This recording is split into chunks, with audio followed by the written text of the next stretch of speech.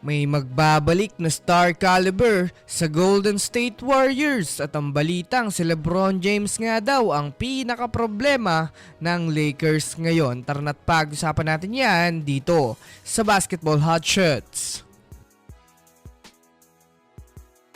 Well, una nga muna tayong dumako mga kaballers sa balitang si LeBron James nga daw ang pinaka-problema ng Lakers ngayon. Well, alam naman nga natin sa ngayon mga kaballers na pasok ang Los Angeles Lakers sa Team Power Rankings ngayon ng NBA bilang ikapang-10.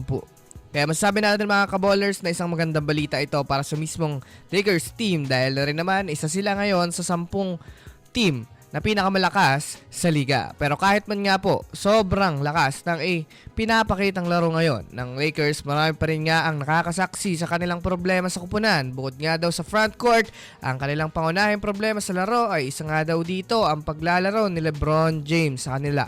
Yes mga kaballers, sinasabing mas mataas nga daw ang chance ng Lakers manalo sa bawat laro kapag wala si LeBron James. Kung susumadahin nga natin, mas marami nga pong panalo ang Lakers kung tutuusin kapag wala si LeBron. Kaya naman isa nga daw ito mga kaballers sa kahinaan ng Lakers dahil nawawala nga daw ang kanilang winning streak kapag nandyan si LBJ. Wala naman nga pong eksaktong dahilan patungkol sa usap-usapang ito pero isa sa kumakalat, nagsisilbi na lang nga daw si LeBron James panggulo sa performance ng kanilang mga star player kaya nawawala ang momentum.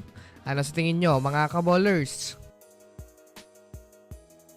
Well, sa ngayon nga po mga kaballers, masasabi natin na mas lalong nanganganib nga ang Warriors sa kanilang pagsungkit ng spot sa play-in tournament dahil na rin naman kahit man nga hindi competitive team ay nagagawa silang matalo. Mas lalo nga po mga kaballers, bumaba ang chance ng Warriors ngayon na makapasok sa playoffs dahil sa pag-extend nga po ng 10 days pang pahinga ni Stephen Curry kaya malabo na nga ito mga kaballers na palaruin pa sa mga natitira nilang laro. Kaya sa darating nga nilang laro sa Wolves ay mukhang mas lalo nga pong umuugong ang 3 sunod na talo dahil alam naman natin na malakas nga po ang team ng Wolves kaya kailangan nga talaga nila na seryosohin ang kanilang laruan dahil alam naman natin na mahalaga ang bawat isang laro na maipanalo nila.